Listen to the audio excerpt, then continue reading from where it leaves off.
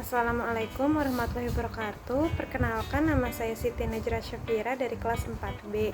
Yang pertama, saya akan menjelaskan tentang deskripsi benda. Kata benda alias nomina adalah salah satu jenis kata yang kerap ditemui pada karya sastra maupun tulisan resmi dalam bahasa Indonesia.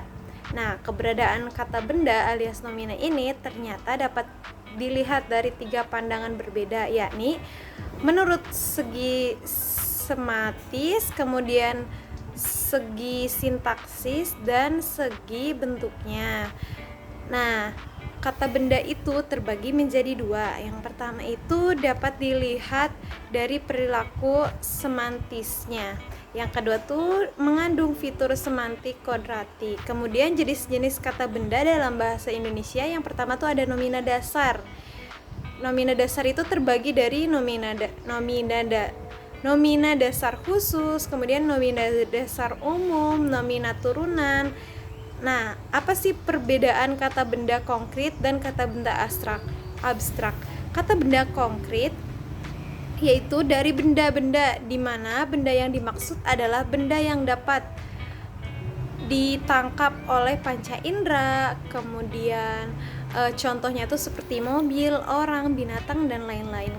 Apabila kata abstrak itu yaitu kata yang menyatakan nama dari sebuah benda, namun benda yang dimaksud tersebut merupakan benda yang tak kasat mata. Contohnya itu seperti sifat, ukuran, dan lain sebagainya. Baik, penjelasan yang kedua yaitu tentang identifikasi diri. Nah, identitas adalah perkembangan pemahaman yang membuat diri sendiri lembaga semakin sadar akan kemiripan dan keunikan dari yang lain. Nah, di sini tuh ada cara menuliskan nama diri. Nah, nama itu memiliki 3 arti, teman-teman. Yang pertama tuh kata untuk menyebut atau memanggil orang. Yang kedua tuh gelar atau sebutan. Yang ketiga tuh kemasyhuran atau kebaikan. Nah, contohnya tuh misalkan contoh nama saya Siti Najra Syafira, umur saya 10 tahun. Saya tinggal di Gera Pesona, seperti itu. Kemudian yang kedua tuh ada menuliskan nama keluarga dengan gelar kekerabatan. Nah, yang pertama itu ada proses identitas diri. Pada tingkat sekolah dasar, selain siswa dapat mengenal nama dirinya sendiri, siswa juga diharapkan mampu mengetahui nama ayah, ibu, saudara, dan kerabatnya. Contohnya, aku adalah Vira, nama lengkapku Siti Najra Syafira, aku adalah anak perempuan, umurku adalah 10 tahun. Contohnya seperti itu. Kemudian yang kedua tuh ada pembentukan nama. Banyak orang Indonesia memiliki tata cara penamaan yang unik, tidak seperti nama Eropa yang umumnya dengan menggunakan formula nama depan, nama tengah, dan nama keluarga. Kemudian yang ketiga tuh ada sistem penamaan. Untuk sistem penamaan ini banyak sekali versinya ya, atau banyak sekali variasinya. Contohnya itu seperti nama anak Soeharto gitu. Nah, kemudian yang kedua tuh contohnya nama anak Siti Hartina. Kalau yang nama anak Soeharto itu namanya nama tunggal. Kalau yang nama anak Siti Hartina nama jamak tanpa nama keluarga. Jadi Siti Hartina itu nama jamak tanpa keluarga. Kalau nama jamak dengan nama keluarga sebagai nama belakang, contohnya tuh Baharudin Yusuf Habibi. Nah, Habibinya itu nama belakang dari nama keluarga, seperti itu. Kemudian ada nama jamak menggunakan sistem patronimik ala Eropa, contohnya tuh Megawati Soekarno Putri. Kemudian ada nama jamak menggunakan sistem patronimik ala Timur Tengah, contohnya Abdurrahman Wahid, seperti itu. Kemudian ada karakteristik nama diri, keluarga, dan toponimi. Nah, karakteristik keluarga itu terdiri dari 3. Yang pertama tuh terdiri dari 2 atau lebih individu yang diikat oleh hubungan darah perkawinan atau adopsi. Yang kedua itu anggota keluarga biasanya hidup bersama atau terpisah. Yang ketiga itu anggota keluarga berinteraksi satu sama lain. Kemudian ada nama diri dengan status sosial. Nah, Sukanto itu membagi 2 macam status sosial. Yang pertama tuh adalah scribe status, yaitu status sosial yang diperoleh dengan sendirinya atau otomatis yang didapatkan dengan faktor keturunan, contohnya seperti anak bangsawan. Kemudian yang status kedua itu ada child status, yaitu status sosial yang diperoleh seseorang karena kerja keras, usaha, dan dilakukannya. Dan yang terakhir itu ada menuliskan nama diri dengan pangkat akademik. Contohnya tuh seperti singkatan nama orang, nama gelar, sapaan, jabatan. Contohnya tuh A titik S Surajudin. Kemudian contoh yang kedua tuh ada DPR. Nah, disingkatan dari Dewan Perwakilan Rakyat, seperti itu. Penjelasan ketiga yaitu tentang kalimat sapaan. Nah, kalimat sapaan kata atau frasa yang digunakan untuk menyapa, menegur seseorang. Nah, ciri-cirinya tuh antara lain penulisan huruf awal menggunakan huruf kapital, kemudian sesuai dengan situasi dan kondisi percakapan, dipengaruhi oleh adat istiadat, dan pemilihan bentuk kata sapaan dipengaruhi oleh status. Contoh kalimat sapaan tuh kayak seperti gini, teman-teman. Selamat pagi Pak Guru, selamat pagi anak-anak, seperti itu. Kemudian penjelasan yang keempat yaitu tentang dialog, prolog, dan epilog. Dialog menurut Kamus Besar Bahasa Indonesia artinya percakapan. Nah, dalam penilaian bahasa dialog itu mencakup ada yang pertama tuh pelafalannya tuh harus jelas, intonasinya yang tepat, pemilihan katanya harus tepat juga, struktur dan kalimatnya yang baik, ragam bahasanya, dan segi komunikasinya. Kemudian contoh dialog tuh seperti kita ngobrol dengan teman gitu, itu sama aja dengan contoh dialog atau berdialog. Kemudian yang kedua itu ada prolog. Prolog menurut Kamus Besar Bahasa Indonesia yaitu pembukaan. Jadi unsur prolog itu ada tokoh, latar, dan latar belakang. Contoh prolog tuh biasanya kalau di drama itu di awal, yang pengenalan kayak gini, ada sebuah cerita di desa dengan tokoh misalkan Vira, Serina, dan Luffy, bla bla bla. Nah, itu termasuk ke dalam prolog, teman-teman. Kemudian yang ketiga tuh ada epilog. Epilog itu apa sih? Nah, epilog itu memiliki beberapa definisi nih, teman-teman. Yang pertama tuh ada bagian penutup pada karya sastra. Nah, kemudian yang kedua tuh pidato singkat pada akhir drama, dan yang ketiga itu peristiwa terakhir yang menyelesaikan peristiwa induk. Contoh epilog itu banyak ya, teman-teman. Salah satunya tuh di akhir drama gitu. Kemudian berdialog dengan teman sejawat, pasti teman-teman juga sudah sering ya berdialog dengan teman sejawat itu. Dan penjelasan kelima itu yaitu ada jenis-jenis membaca dan membaca petunjuk. Nah, menurut Kamus Besar Bahasa Indonesia, membaca berasal dari kata bacaan yang berarti eja. Membaca adalah melihat serta memahami isi dari apa yang tertulis. Nah, syarat-syarat menjadi pembaca itu ada 4. Yang pertama itu pembaca yang baik itu tahu mengapa dia membaca. Kemudian yang kedua itu pembaca yang baik memahami apa yang dibacanya. Yang ketiga itu pembaca yang baik harus menguasai kecepatan membaca. Kemudian yang terakhir itu pembaca yang baik harus mengenal media cetak. Jenis membaca itu ada banyak ya, teman-teman. Contohnya ada membaca cepat, membaca sekilas, membaca interaktif, membaca ekstensif, dan membaca nyaring, juga membaca memindai. Ciri-ciri teks dalam petunjuk. Nah, dicetak di atas permukaan kemasan, kemudian ditunjuk kepada konsumen agar dibaca sebelum mengonsumsi atau menggunakan sesuatu. Berisi keterangan instruksi, saran, dan lain-lain. Kemudian tujuannya agar konsumen dapat berhati-hati. Yang kelima itu informasi yang disajikan secara umum berupa bahan, komposisi, atau produk. Dan yang terakhir itu bahasa yang digunakan bersifat pendek, jelas, seperti itu. Kemudian tata cara membaca dengan baik dan benar tuh yang pertama tuh pilih waktu sesuai untuk membaca, berdoa sebelum memulai aktivitas membaca, kemudian memilih tempat dan suasana yang nyaman untuk membaca, dan yang terakhir itu mencari motivasi agar semangat untuk membaca. penjelasan keenam yaitu tata cara membaca puisi dan membaca teks. Nah, puisi apa sih? Puisi itu merupakan karya sastra yang menggunakan kata-kata indah dan karyanya tuh mengandung banyak makna. Ciri-ciri puisi itu ada dua ya teman-teman. Yang pertama tuh puisi lama. Puisi lama itu pengarangnya tuh tidak diketahui, kemudian terikat jumlah baris, rima, dan irama.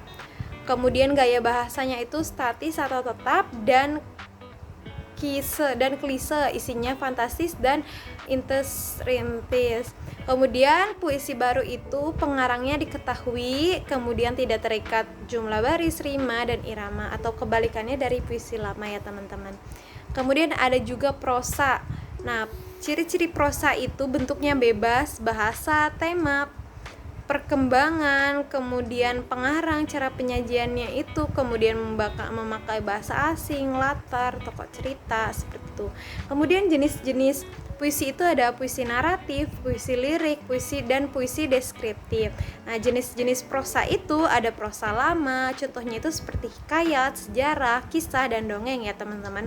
Kemudian yang prosa baru itu contohnya itu ada roman, novel, cerpen, riwayat atau biografi, kritik, referensi, dan esai. Kemudian ada tata cara membaca puisi. Nah, jadi pelafalannya tuh harus jelas, kemudian mempunyai jeda, intonasi dan ekspresinya tuh harus seimbang juga ya teman-teman. Kemudian materi yang ketujuh yaitu menulis tegak bersambung. Nah, menulis itu mempunyai dua arti. Yang pertama, menulis berarti mengubah bunyi yang dihasilkan oleh alat ucap manusia menjadi tanda-tanda yang dapat dilihat.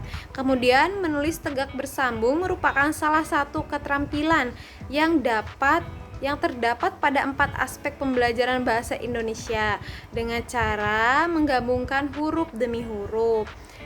Nah, langkah-langkah mengajari tulis tegak sambung kepada siswa itu yang pertama tuh pastikan terlebih dahulu siswa atau anak menguasai huruf cetak. Kemudian yang kedua tuh untuk mengenalkan huruf tegak bersambung dapat dilakukan dengan kerangka titik-titik yang nantinya apabila disambungkan membentuk abjad huruf tegak bersambung. Yang ketiga itu memulai menulis dengan huruf kecil, dan yang keempat itu menulis huruf besar, seperti itu. Yang ke-8 itu ada ringkasan. Ringkasan adalah penyajian bacaan dalam bentuk singkat dengan mempertahankan urutan isi dan sudut pandang. Nah, langkah-langkah menyusun ringkasan itu yang pertama kita harus membaca naskah aslinya dulu. Kemudian mencatat gagasan utama. Jadi yang pentingnya itu kita catat dulu ya teman-teman. Yang ketiga itu kemudian membuat reproduksi, dan yang keempat itu ketentuan tambahan, seperti itu. Dan yang ke-9 itu ada parafrase. Nah, menurut Kamus Besar Bahasa Indonesia, parafrase adalah pengungkapan kembali suatu kalimat atau suatu tuturan dari sebuah kegiatan atau macam bahasa menjadi tuturan yang lain tanpa mengubah inti dari kalimat tersebut. Nah, ciri-ciri parafrase adalah yang pertama tuh bentuk tuturan berbeda, yang kedua tuh makna tuturannya tuh sama, yang ketiga itu substansi tidak berubah, dan yang keempat itu bahasa atau cara menyampaikannya berbeda. Nah, langkah-langkah yang dilakukan dalam membuat parafrase. Yang pertama itu kita harus membaca dan memahami secara keseluruhan suatu karya. Kemudian yang kedua tuh harus memahami juga nih jenis perubahan yang akan dilakukan. Dan yang ketiga itu mengungkapkan kembali dengan redaksi bahasa dan bentuk yang berbeda.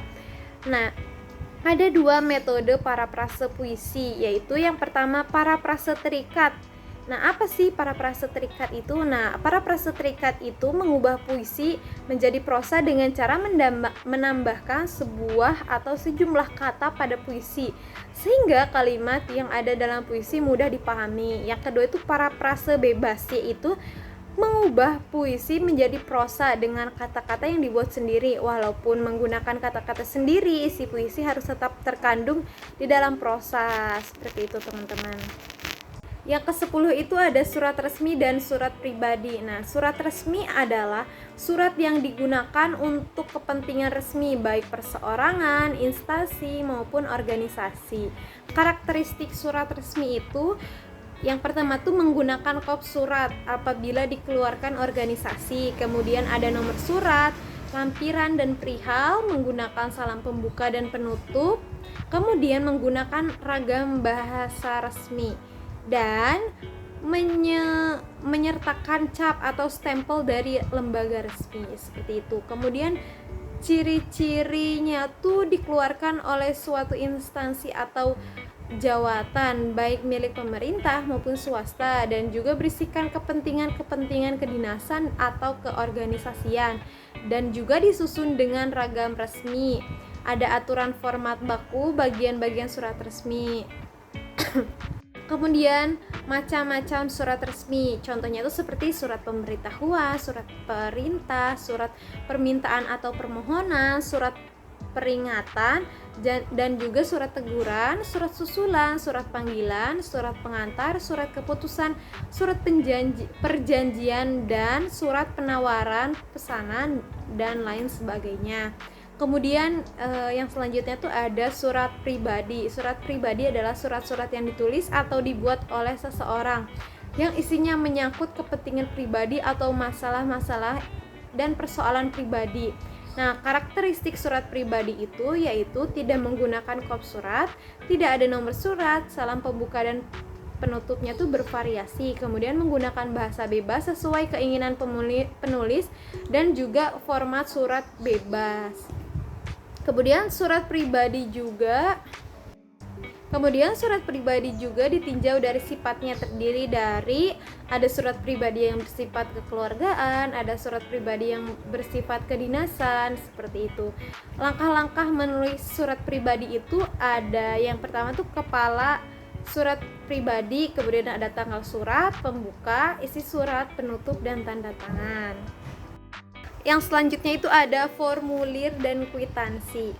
Nah, menurut Kamus Besar Bahasa Indonesia, formulir adalah sebuah lembar kertas yang telah dirancang dengan format tertentu dan berisi kolom-kolom yang harus diisi seseorang untuk keperluan administrasi, pendaftaran, ataupun pengajuan. Kwitansi adalah bukti transaksi, penerimaan atau penyerahan uang secara tunai. Kwitansi juga merupakan surat atau dokumen yang ada di dalamnya memuat tanggal, isi, lokasi, maksudnya lokasi terjadinya transaksi yang dimaksud untuk menunjukkan bahwa telah terjadi perbuatan jual beli dengan penerimaan uang oleh penjual dari pembeli dan digunakan untuk pembuktian. Nah, macam-macam bentuk formulir itu yang pertama ada formulir pendaftaran, kemudian ada formulir anggota, formulir kartu atau wesel, kemudian formulir daftar riwayat hidup, dan juga ada formulir slip tabungan. Nah, untuk macam-macam bentuk kwitansi itu ada kwitansi bukti pembayaran, kwitansi transaksi produk, kwitansi transfer uang, kwitansi cash, kemudian dan yang terakhir itu ada kwitansi serah terima uang. Yang terakhir ada pidato. Di dalam Kamus Besar Bahasa Indonesia, pidato didefinisikan sebagai yang pertama tuh mengungkapkan pikiran dalam bentuk kata-kata yang ditunjukkan kepada orang banyak. Yang kedua itu wacana yang disiapkan untuk diucapkan di depan halayak. Nah, kemudian pidato itu memiliki 4 tujuan penyajian, yaitu yang pertama tuh menyampaikan informasi atau informatif, yaitu pidato yang bertujuan untuk memberikan laporan atau pengetahuan atau sesuatu yang menarik untuk didengar, seperti itu. Yang kedua itu meyakinkan dan mempengaruhi sikap pendengar atau persuasif, yaitu pidato yang berisi tentang usaha untuk mendorong, meyakinkan, dan mengajak pendengar untuk melakukan suatu hal. Kemudian yang ketiga itu ada menghibur pendengar atau rekreatif, yaitu pidato yang bertujuan untuk menghibur atau menyenangkan pendengar. Dan yang keempat itu ada menekankan aspek-aspek pendidikan atau edukatif, yaitu pidato yang berupa menekankan pada aspek-aspek pendidikan. Nah, Kemudian ada naskah pidato, disusun berdasarkan langkah-langkahnya nih.